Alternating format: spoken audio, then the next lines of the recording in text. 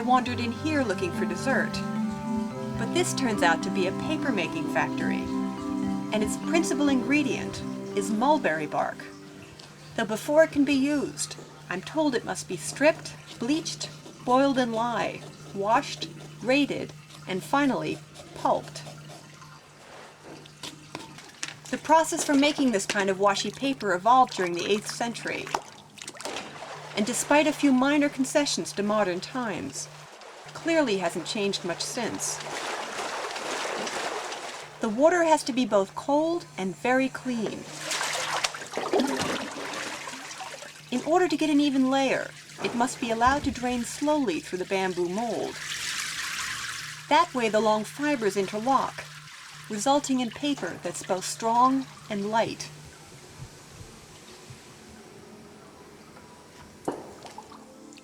One of the things I like best about Japan is that simple crafts, like paper, made the traditional way, are still appreciated as a form of art.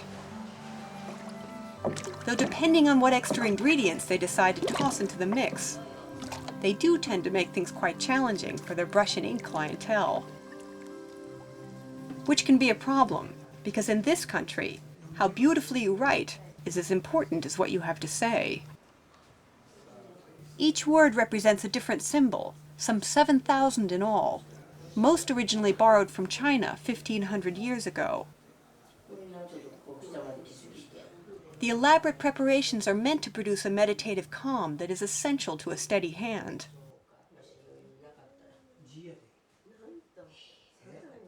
Especially when it comes time to face the master and his dreaded orange brush.